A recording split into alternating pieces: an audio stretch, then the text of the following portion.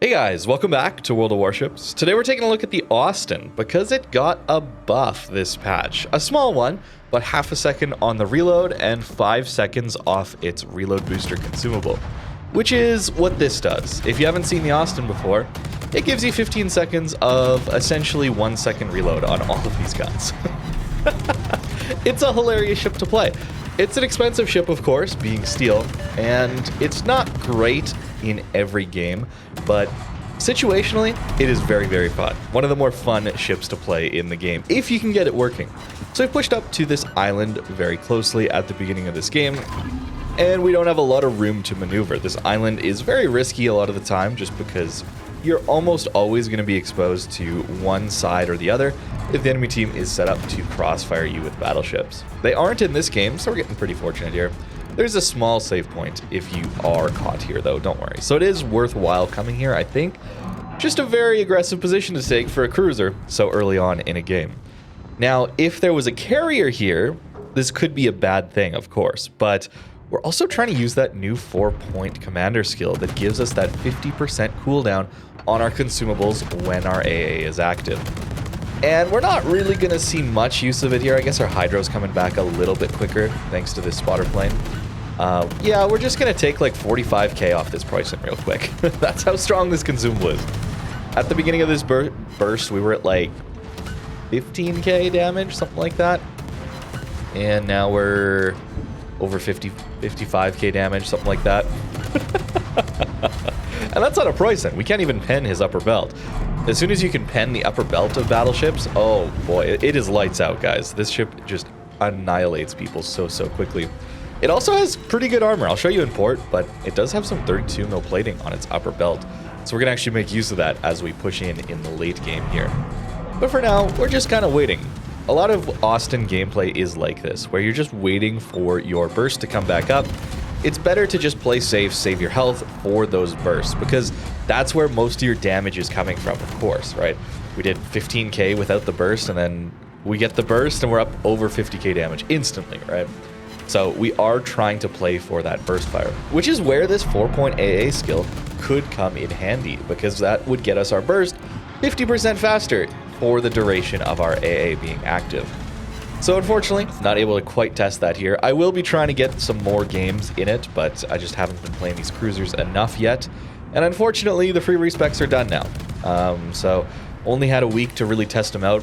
Fortunately, I do have a lot of resources on this account, so don't worry, I will be just messing around with builds some more, but I can't exactly recommend things for you guys anymore so that you can change your builds while it's still free to do so. Not sure why it was just a week. It seems a little bit odd. Here we are trying to swap to the HE.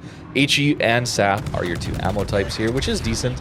Closer ranges, sometimes you do wish you had the armor piercing to use Citadel cruisers or something like that, but for the most part, this is really good ammo type selection, just because we can light fires on battleships reasonably well. The fire chance isn't amazing, but it's good enough, and we should be getting a decent amount of fires, especially with the bursts, right? If you've ever played any of the French ships, you know you light the fire, wait for the damage control, and then you use your reload booster. Well, it's the same thing on the Austin. It's just a little more extreme. You're pretty much guaranteed a fire, just given how many shells you're firing, of course. It should happen, and there we go. We got ourselves our permanent fire, and honestly, even the HE alpha damage is probably just going to be enough to kill him out right here. It's just ridiculous. Playing Austin is really fun, but hard. Of course, I am showing you a good game here. This is the only game I've played this patch in. No, that's not true. I did play a different game in Austin. It probably didn't go very well. I want to be honest with you guys about that. On YouTube, oftentimes the games you're going to see, unless it's the live recordings, one takes, the ship requests often will be live as well. These are the good games, right? And for most people on YouTube, that's going to be the same thing. So if your results don't match, keep in mind people are cherry picking their results a lot of the time, myself included. We do manage to launch our torpedoes here, which are pretty good torpedoes, honestly, into this Mecklenburg. And I thought he would turn in, but he just didn't. We were fortunate enough to land 2 of them there, but he didn't turn in at all. So we almost just missed those torpedoes straight up. 140k damage now. I am skipping ahead quite a bit. There were a lot of boring sections to this game. Notice we're like 5 minutes into this video, and the game's been going on for over 11 minutes at this point. Yeah, it's a bit boring at times, but patience is key when playing a cruiser, and especially one like the Austin that has so much burst potential. Doesn't really care about the sustained DPM as much, even though we did get a nice buff to the sustained DPM here. It's okay. We're still going for those bursts, right? Bow in Alsace, even though our sap will pen 32 mil of armor easily. I think it's 36 is what it gets up to, 38, somewhere in there. We're still going to just use the HE at angled targets. The sap does bounce.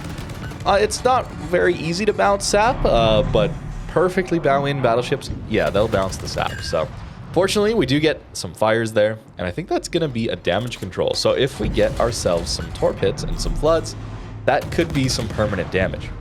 But up to 150k, that does look like a damage control. Those fires are no longer ticking. And with that turn of the Alsace, I think we get 2 hits and 2 floods. Yeah. Pretty good game.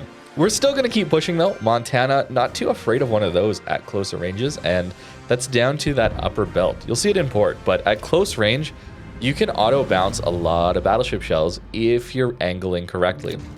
And the way the upper belt protects the steps of the Citadel, there goes the Alsace, by the way. Those floods, pretty dangerous still these days, especially if you're taking things like Furious and heavy AP guys. Battleships die quick to dots, man. They really, really do. But Austin can bounce a lot of things because of this upper belt. It protects this step up of the Citadel quite nicely against anything lower caliber than 460 millimeter guns. And it really allows you to play aggressive against battleships at closer ranges. Unless it's the Yamatos, Hanover, Shikishima, Satsuma, Incomparable, things like that. But against a Monty, we're feeling pretty good. The angle is quite precise though. If you're too bow in, they're just going to overmatch your bow. And if you're too broadside, well, they're just going to Citadel you. But look at that. We only took like 10k there. Maybe a little bit less even than that. And that's because, well, he hit our stern. You notice the stern of our ship is actually saturated right now.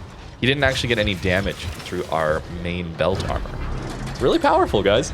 Torpedoes out on this Montana here. And then I want to show you guys just what SAP is also capable of doing against these battleships at closer ranges. Sure, bow in, he's going to bounce it. But he's stern in. A lot of sterns are very rounded on a lot of these ships. So we can go for that area of the ship. Typically, they aren't very saturated. So we'll send a few rounds in there and get some really, really nice damage numbers just for a little bit until it saturates, because it does saturate pretty quickly. And then we'll go for the main ship. And we missed on the angling. Nearly got dev struck there at the end. Very, very close one. I think we would have still won the game, but you can see how precise that angle can be. If you're shooting all your guns, you're probably able to get Citadel. So you do need to angle in just a little bit more than that. You'll get it with practice, but as you can see, I get it wrong all the time too. It's a very risky play to make, but a lot of fun. As for the build here on Austin, it really hasn't changed all that much outside of testing out this AA upgrade. I would say concealment's probably better, just allowing you to get into better positions a little bit sooner. But that said, I will keep testing it with this defense expert here. 50% cooldown is just a lot. It's a lot, guys. It's 4 points. It's very expensive. Battleships for 2 points. I think the 40% there is very, very good for 2 points.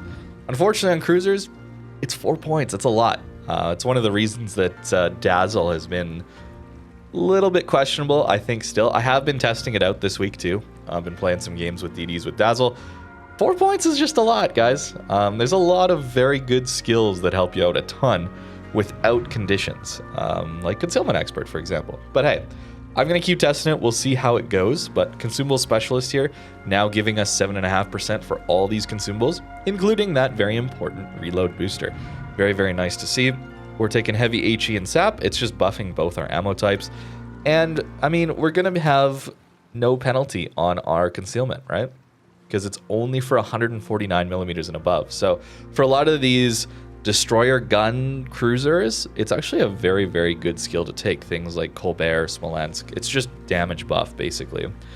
Adrenaline Rush, of course. We're also taking top grade for those brawling situations. Even better DPM is what we're going for here. And then Superintendent to give us more heals, but maybe Survivability Expert for the HP up front would be worthwhile. Keep in mind your reload booster is unlimited, right? For a lot of ships, this is a very limited consumable because it's so powerful. But Austin is just unlimited on it. So that's why it's so powerful. That's why you want to get it back as quickly as you possibly can and just spam it out. Still try and wait for good opportunities, but spamming it out is a good idea. Actually, I probably did have, now that I'm looking at it, I did the reset all commanders. So you can see here, like, every single one of my commanders is reset now. I did that at the last day that we possibly could. Unfortunately, as this video is going out, it's already over. I do apologize. I probably should have announced that again, but I felt like I announced a lot on on that already. But hey, you know, we got resources. I'll just do it. I'm pretty sure I did this in the video because I had 35k HP. Yeah, I thought base we had 35k HP, but no, we actually only have 30k base. That's very low. Okay, yeah, I would definitely take Survivability Expert over Superintendent just for that extra HP up front, because I mean, there's tier 6 cruisers that have more HP than that, I think. Certainly at tier 7. So very, very squishy. But let's talk about the armor. Yeah, 32 mil, guys. This is what we're bouncing on. That Monty initially bounced off of this. And you notice how the Citadel does step up, right? There's this kind of weird step thing. But this covers it, right? It just covers it. So if you're angling correctly, like about like this, notice as I pull this armor away, that the very edge of the Citadel here is pretty much covered, right? As we do that. So as long as this is auto bouncing, and this isn't at an auto bounce angle, but if they pen this, it's just going to overpen through your ship because it won't hit the Citadel. It's just going to go out this section. You won't actually take Citadels at close range. But it's a very precise angle because, as you saw, I didn't angle quite enough. I was shooting my rear guns and I got Citadeled. And if you go bow in, well, I mean, everyone's just going to overmatch through this. And then this isn't angled enough to actually auto bounce things. So they'll go through that and then they'll go into your Citadel, which also isn't going to auto bounce things at this angle. So a very precise angle, but it does allow you to brawl. And with Austin, that is very, very fun, especially when you have that reload booster available to you. Equipment hasn't changed. We're still going for main gun reload, concealment, prop mod. All this stuff is still the same here. But hey, it's a very fun ship, but very hard to play. And it got a little buff. So maybe it is a little bit easier for people to play with. But realistically, it still is basically the same playstyle where you're waiting for that reload booster to come back and then you're bursting someone down. And then you need to play safe after that. So thank you very much for watching. I hope you guys enjoyed and have a great rest of your day.